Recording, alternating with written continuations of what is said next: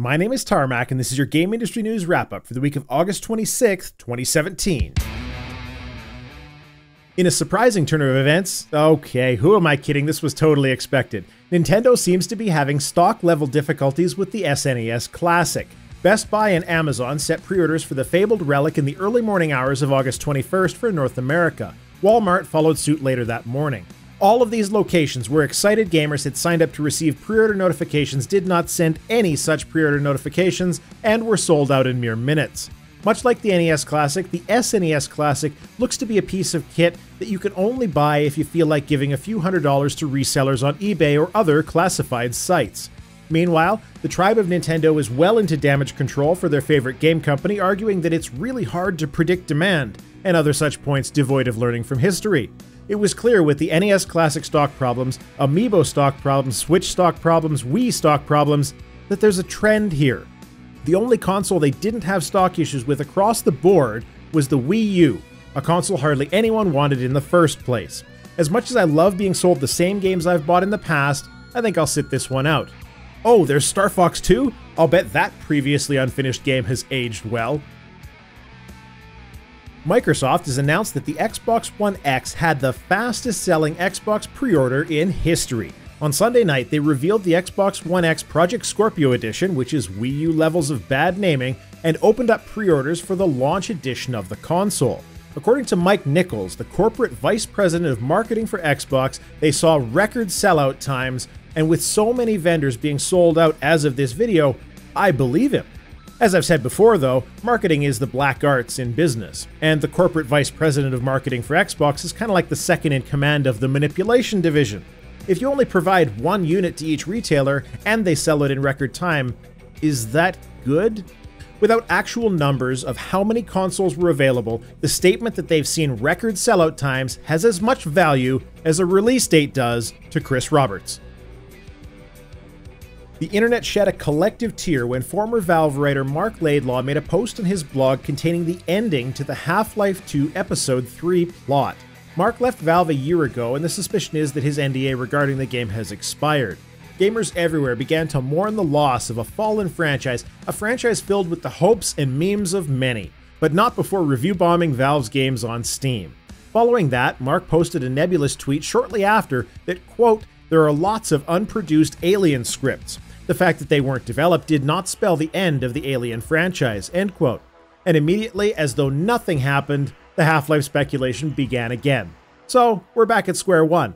Nobody knows whether another Half-Life game will ever happen again. Personally, I've never thought that a game would dethrone the Duke as the most hyped nonsense of all time, but Half-Life has most certainly done that by this point. And given that Valve seems to have more of an interest in developing ongoing methods of extracting money from the wallets of many by less than good means, the only way Half-Life 3 will be made is if you can use head crabs that you buy on the marketplace to open crates and unlock unique colored crowbars. Totally optional content though. That makes it okay, right? While not a sure thing yet, HTC is reportedly exploring the possibility of opening itself up to bids for investors to purchase the company, but is also considering just spinning off and selling the Vive division. Earlier in the week, the Vive got a price cut of $200 US, which seemed to be an attempt to get closer to reasonable after Oculus cut the price of the Rift. It could be, however, that the company has just tired of the low-income generating section, which, while VR is growing, it has certainly not made major consumer waves just yet. Palmer Luckey popped up on Reddit to ask people if he should buy Vive, the company, not the product.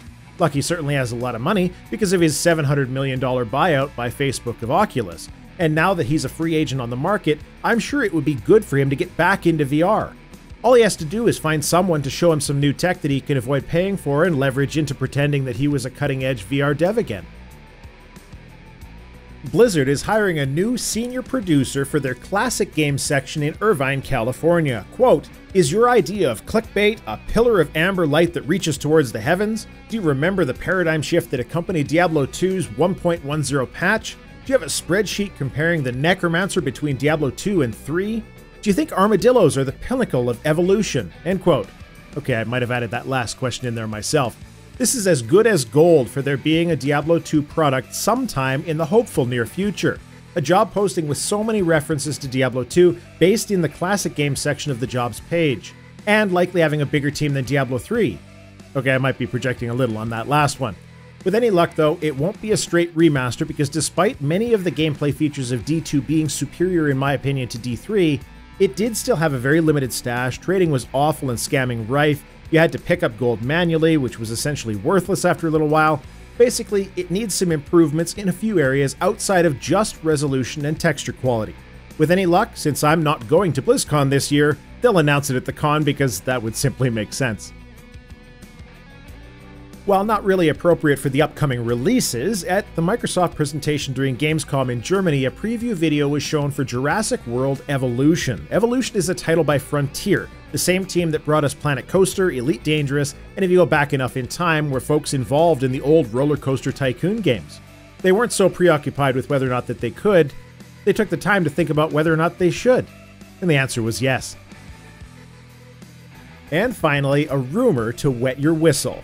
Back in 2011, there was a rumor floating around that Bethesda was going to do a Game of Thrones title. Todd Howard, in an interview with Electronic Gaming Monthly, said that they turned the project down because they were swamped working on Skyrim.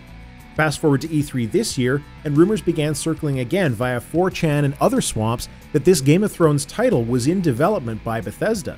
At E3, Bethesda said that they were working on 2 unannounced titles that were of the scope of their past games, big games. And just this Saturday, a relatively blank product page on the Target website popped up. Bethesda, Game of Thrones. I love a good rumor as much as the next person, and while I'm not going to throw my lot in on this one just yet, it is starting to look more credible as time goes on. I wonder what Game of Thrones would be like, with Peter Dinklage voicing every single character. We might just find out. Your game releases for the week of August 27th to September 2nd are as follows. August 29th hails the release of Mario plus Rabbids Kingdom Battle for the Nintendo Switch. Mario plus Rabbids is a tactical RPG of sorts, similar to XCOM, but with a cute art style, Mario characters, Rabbids characters, and a genuine plotline. If there was a game that made me consider buying a Switch, this is it. I said consider. Also on August 29th, Devolver digital title Absolver releases on PC and PlayStation 4. It's coming later to the Xbox One. It's got a great aesthetic as a multiplayer combat game based on melee battles with both PvP and PvE. And finally, what many are claiming is the best in the series, or at least the best in recent memory, Sonic Mania releases on PC also on August 29th. It was out earlier on consoles. Go adventuring with your friends Sonic, Tails, and Knuckles in a brand new Sonic game done in the style of the old Sonic games. From everything I hear, it's a great title with some really unique boss fight mechanics. A new Mario game and a new Sonic game releasing on the same day? A coincidence? I think so. This has been your Game Industry News Wrap-Up for the week of August 26, 2017. So, as mentioned in the last news wrap-up, PAX is coming up next week, and I'm making the 13-hour drive from Edmonton to Seattle to engage in the festivities. I'll be looking to spend as much time as possible with indie devs because I know the AAA lines are unlikely to be worth standing in. I'm also planning to be at GameWorks on the corner of Pike Street and 7th Avenue on the Saturday at noon to meet up with any folks who are attending. So feel free to toss me a message and make sure to follow me at Gnomecast on Twitter, and I'll be posting exactly where I'm at in the building so you can find me. Also, there won't be a news wrap-up next week for obvious reasons. My name's Tarmack. Thanks for watching.